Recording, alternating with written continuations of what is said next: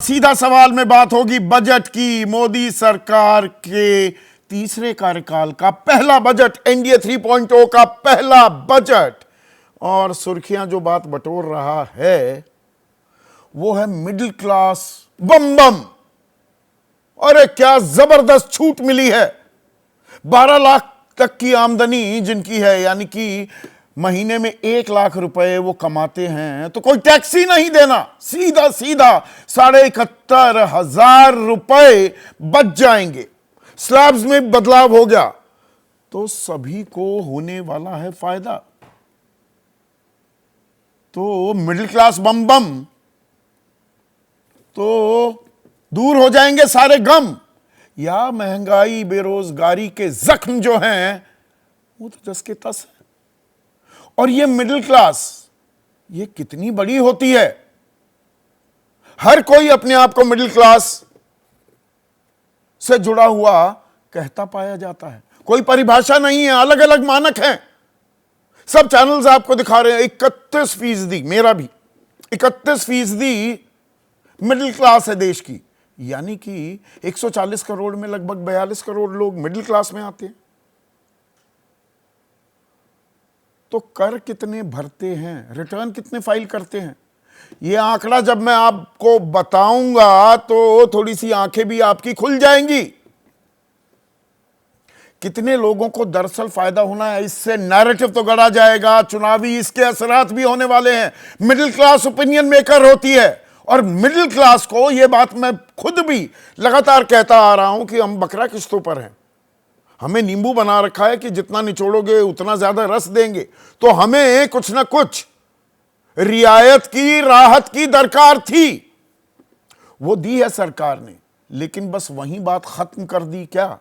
और क्या दरअसल आपको मुझको उस राह पर ले जाया जा रहा है कि बेटा खर्च करो, अपने खर्च बढ़ाओ, उसी से देश की अर्थव्यवस्था बचेगी, कंजम्पशन बढ़ेगी, खपत बढ़ेगी तो देश की विकास दर बढ़ेगी। लेकिन खपत बढ़ाई तो बचत का क्या होगा?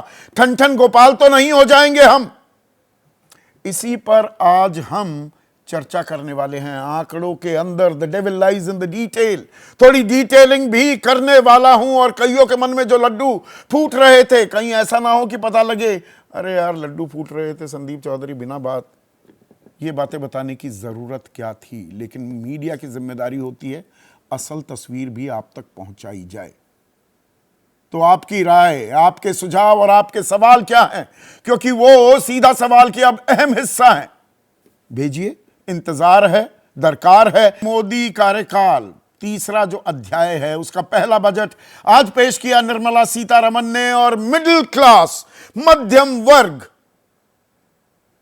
ऐसी सौगात दी कि बम बम हो रही है मिडिल क्लास। जब से यह घोषणा हुई है चर्चा और कहीं जा ही नहीं रही। अब 12 लाख रुपए तक की सालाना आमदनी पर आपको कोई टैक्स नहीं देना है। यानी कि 1 लाख रुपए महीना माहवार अगर आप कमा रहे हैं, कोई टैक्स नहीं। यह पहले 7 लाख रुपए तक था। तो इसमें तो कोई शको शुबा नहीं रह जाता कि यह तो बहुत बड़ी राहत है। 71,500 रुपए बचेंगे 12 लाख तक की जिसकी आमदनी थी। पहले वो 71,500 रुपए और देता। 13 लाख वाले को 22,100 रुपए, क्योंकि अब उसे 4 से 8 लाख के बीच में 5% देना है, 8 से 12 में 10% देना है। ये जो स्लैब्स बने हैं 12 से 16, 15%, 16 से 20, 20%, 20 से 24, 25% और 24 लाख से ऊपर अगर आपकी आमदनी है तो आपको 30% इनकम टैक्स देना होगा। पर 24 लाख से ऊपर आमदनी, 24 लाख तक की जिसकी आमदनी है उसे भी 1,10,000 रुपए का फायदा होने वाला है। तो यह अच्छा खासा फायदा है, इसे बिल्कुल डिनाई नहीं किया जा सकता। पर सरकार इसे यह कहकर भी बता रही है कि पूरे देश का फायदा हो गया। अब पूरे देश का फायदा हुआ या एक तबके का, और वो तबका कितना बड़ा है? अब लगातार यह बताया जा रहा है, बहुत सारे आंकड़े चल रहे हैं सब जगह, देश में 31% मिडिल क्लास है। यानी कि 42 करोड़ लोग मिडिल क्लास। दिल्ली में मिडिल क्लास, दिल्ली के चुनाव से भी जोड़ा जा रहा है, वो अरविंद केजरीवाल कह रहे हैं 25,000 रुपए का हर आदमी को फायदा दे रहा हूं। यहां पर तो जी 25 छोड़िए 71,500 रुपए का फायदा दे दिया। और दिल्ली में जी 67% मिडिल क्लास है। ये देखिए ये आंकड़े बन रहे हैं, प्राइस नाम की कोई संस्था है वो कह रही है 67% दिल्ली मिडिल क्लास है। अब मिडिल क्लास का पैमाना क्या है? प्राइस कहता है कि 6 लाख रुपए तक की आमदनी, यानी कि 50,000 जो महीने में कमा रहा है। सरकार कहती है जो 25,000 रुपए कमाए इस देश में, वो देश की टॉप 10% आबादी में है, वो सबसे अमीरों में शुमार है। यहां कह रहे हैं दिल्ली में 1,55,00,000 वोटर हैं, 67% यानी कि 1 करोड़ वो मिडिल क्लास हैं, 50,000 रुपए से ज्यादा कमा रहे हैं। अब आप कहेंगे हो सकता है, चलिए थोड़ा अब डिटेलिंग में जाते हैं। जो मैंने कहा ना, the devil lies in the detail. सरकार का जवाब है 2022-23 7,40,00,000 लोगों ने रिटर्न फाइल किया। 7,40,00,000, 5% देश की आबादी, सिर्फ 5%। भाई मिडिल क्लास होगा तो रिटर्न तो फाइल करने होंगे ना, तो 5% ने किया। पर कहानी यहां नहीं रुकती। इन 7,40,00,000 में से 5,20,00,000 ने रिटर्न तो फाइल किया, पर 0 रिटर्न कि 5 लाख से कम है जी, 7 लाख से वो जो भी स्टैंडर्ड डिडक्शंस मिल गई, तो 5,20,00,000 ने तो कोई टैक्स ही नहीं दिया, रिटर्न फाइल किया। तो इस देश में कुल मिलाकर 2,20,00,000 लोग हैं जो टैक्स दे रहे हैं। अब इसमें एक और झोल है। ये जो आपको रियायत मिलेगी 71,500 रुपए की, 12 लाख रुपए तक, 1,10,000, 24 लाख तक की आपकी आमदनी है, तो इसमें आपको न्यू टैक्स रिजीम में आना पड़ेगा। नई कर व्यवस्था।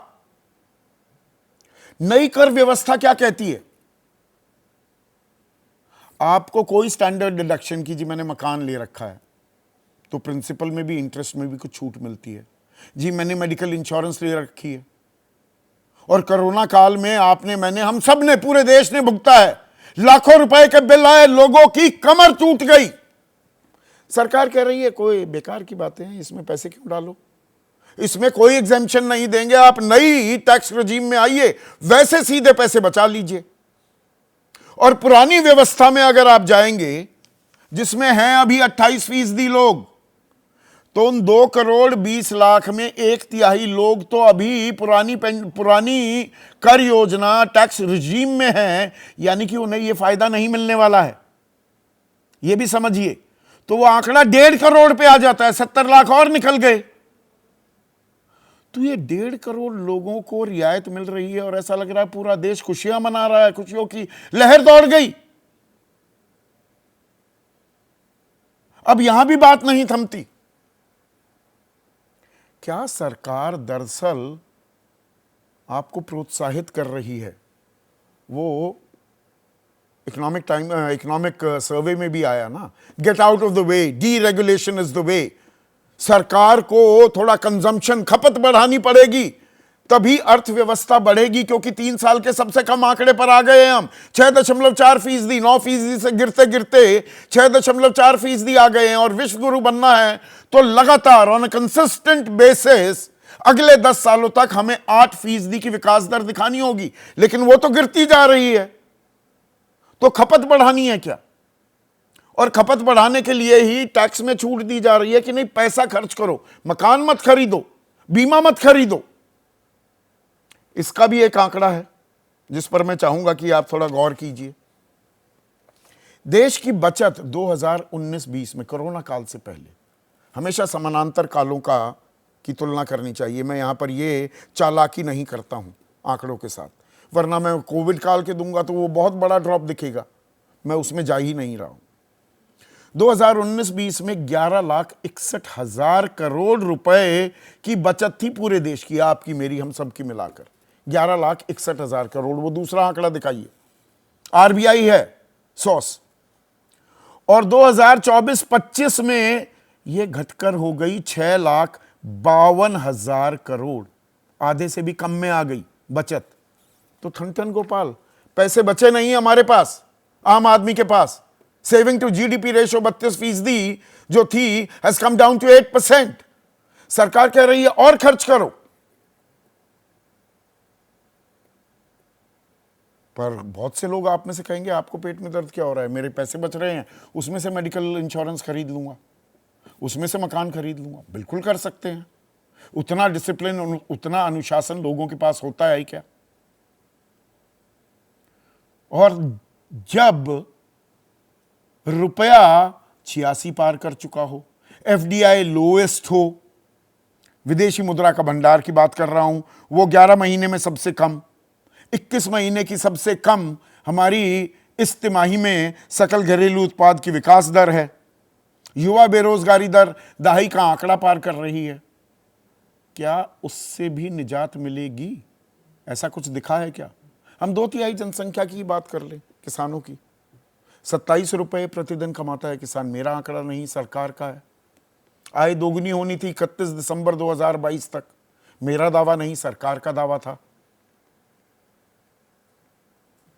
बढ़ गई आमदनी, दोगुनी हो गई, और सरकार ने किसान को क्या दिया कि भाई क्रेडिट कार्ड जो है ना आपका, किसान क्रेडिट कार्ड, 3 लाख नहीं 5 लाख निकाल सकते हो। तेल निकला हुआ है किसान का, कर्ज और निकाल लो, और कर्ज ले लो, और कर्जदार हो जाओ। तो इससे राह निकलेगी, या दरअसल इसके अलावा कोई चारा नहीं बचा है? जब तक आम आदमी की जेब में पैसा नहीं आएगा तब तक खर्च नहीं बढ़ेगा, लेकिन वो खर्च की जिम्मेदारी क्या सिर्फ 1.5 करोड़ आदमियों के ऊपर ही है, और बाकियों के पल्ले हाथ क्या लगा है?